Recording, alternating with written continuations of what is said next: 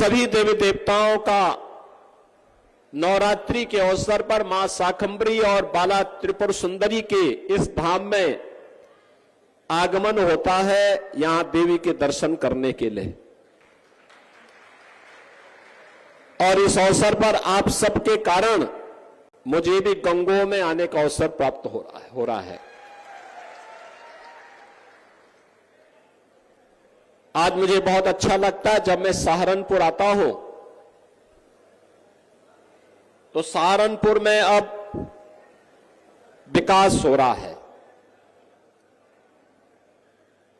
अब दंगा नहीं है, कर्फ्यू भी नहीं है, भय और दहशत भी नहीं है, बल्कि सहारनपुर विकास की धारा के साथ जुड़ करके विकसित भारत की तर्ज पर विकसित उत्तर प्रदेश के सपने को साकार करने के लिए एक विकसित सहारनपुर बनाने के लिए कृत संकल्पित दिखाई दे रहा है।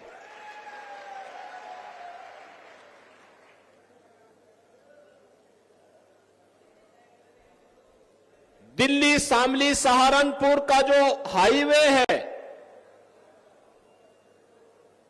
या दिल्ली से देहरादून के बीच ग्रीनफील्ड एक्सप्रेस हाईवे का जो निर्माण हो रहा है, वह इस विकास की धुरी बनने जा रही है। बहनों और भाइयों, क्या नहीं था हमारे इस सहारनपुर में? मां गंगा और मां यमुना की कृपा थी, असीम कृपा। दुनिया की सबसे उर्वरा भूमि, यहां का मेहनती किसान, जिन अन्नदाता किसान और जिन यहां के हस्तशिल्पी और कारीगरों की कारीगरी के सामने दुनिया फेल थी।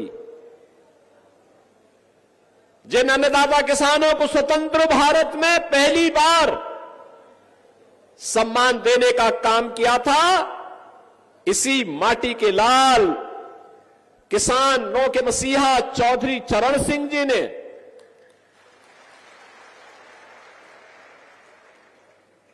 चौधरी चरण सिंह जी के द्वारा किसानों के हितों में किए गए कार्यों के प्रति कृतज्ञता ज्ञापित करने के लिए ही प्रधानमंत्री मोदी जी ने चौधरी साहब को भारत का सर्वोच्च नागरिक सम्मान भारत रत्न दिया है।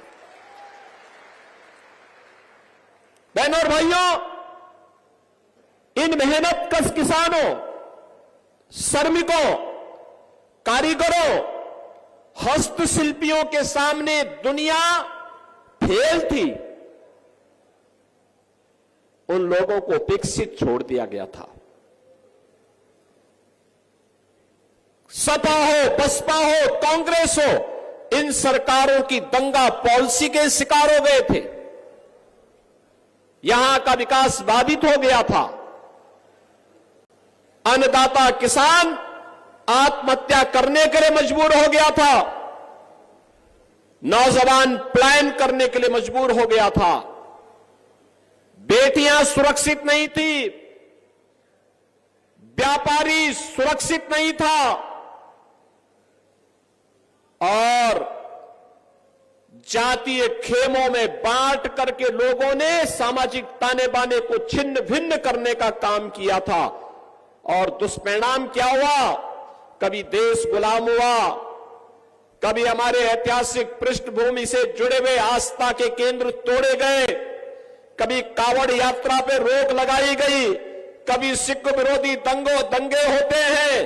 कहीं पर किसी भी प्रकार की कोई व्यक्ति अपने आप को यानी सुरक्षित महसूस तो नहीं करता था। और जिस सहारनपुर में असीम संभावना थी, प्रकृति और परमात्मा की सीम कृपा थी कि वह शिक्षा के केंद्र के रूप में काशी की तर्ज पर विकसित हो, उसको मजहबी उन्माद और फतवों का शहर बना करके रख दिया गया। यह है देश के खिलाफ साजिश करने वालों की करतूत। ये लोग किस प्रकार की करतूत करते थे, जिसमें संभावना थी अन्नदाता किसानों को के माध्यम से देश को दुनिया की एक ताकत बनाने की।